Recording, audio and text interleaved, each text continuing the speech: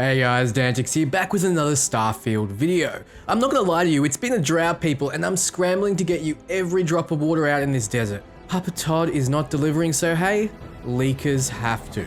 By that I mean specifically a Vertified character artist going by the username Heavy008 has posted about Starfield in the Reset Era forum. Now, I'm not sure if he's a former employee, a current employee, or not one at all, but we'll speculate about what he said regardless because the site's admins don't really give out Vertified tags lightly. I want to stress that whatever you see leaked, including some photos I'm about to show you, could be ancient or not truly representative of the final product or simply not real. So take it for what it is, entertainment splashed in with a little bit of hope. So I have the poster breakdown as well as some leaked images. If you want all the information that's currently available on Starfield plus a little bit extra, check out my videos below. Let's get started. First, the post. In it, Heavy008 says it was a cool, solid place to work, very secure. This might be the truth or a way to mask bitterness for the project, however nothing said further on seems to be particularly bitter as the bad is mixed in with the good. He continues to say one major point though, the engine is a piece of crap. Now if this is true, it might just be from a character artist perspective. Is it hard to get the models right? Does the engine give him extra work? We don't know. Could this be from his lens? Could it be from the team consensus? Or could it be untrue? I'll stop saying things can be fabricated because at this point you get it. So don't tell me in the comments that this could be fake and I'm speculating. I got my eyes on you. So the engine being a piece of crap doesn't necessarily bode badly for Starfield. If it is the absolute worst case, we'll be looking at a Fallout 76 situation where it might start out rough around the edges but over time can be improved. Best case, it's hard to work with. If what he goes on to say is true, it doesn't seem like it's hampered development. Heavy continues, Todd is a charismatic guy for sure. Starfield is looking good. Weekly Thursday playtests since the beginning of the year, more and more stuff coming online. Once a week seems kinda low to me, but I guess organizing company-wide tests would be difficult. The main point here is that he says Starfield looks good. So there are two sides of the coin. One says the engine is crap, the other says Starfield looks good.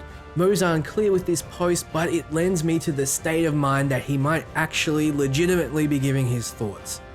Shooting feels alright, flying is terrible at the moment in my opinion, just not fun to me. So he has some apathy with the shooting and dislikes the flying.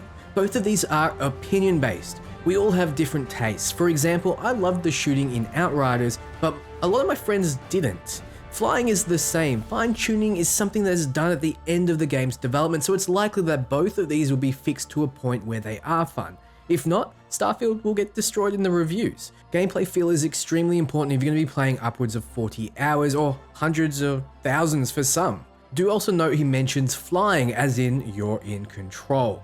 Not sure if that means you can fly around like you can in No Man's Sky, or if it's more of a on-rails thing, but we can hope.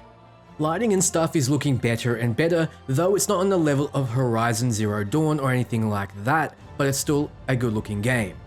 Did anyone listening to me actually think it would be as good as Horizon Zero Dawn?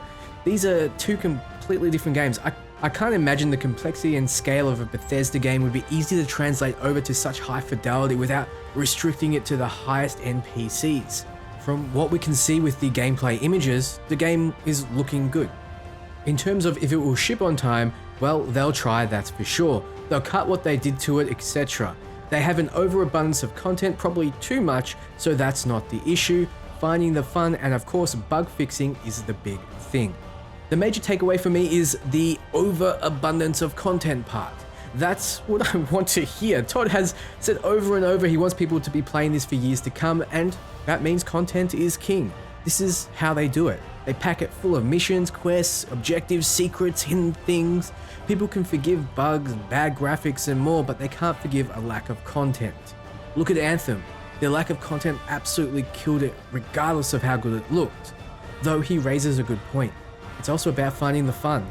I'm not sure a developer can really comment on fun as they aren't seeing the game through the player's lens. They're someone that spent a good chunk of their life obsessing over details, but I hope Starfield will be fun regardless. This is ultimately what is most important. If everything else is in place but the fun isn't there, only the diehard will stay on board. I don't think this will be an issue though, as I can't name one Bethesda title that isn't fun to play in some way. He goes on to say, it's a sexy date though, and you only get one of those. Better is this summer, that's where the picture will truly become clear. So he skirts the line of good and bad. He refuses to commit to an opinion of the game. It may be good, it may be bad, so we'll have to wait and see. Will they cut content to ship on time? Who knows? Look, I hope not, but honestly, I wouldn't be mad if they delayed the game. I'd rather a good game done right the first time. Anyway, what do you think of Heavy 008's post? Does it make you more or less excited? Do you believe it? Let me know below. Here we have some leaked screen grabs of Starfield.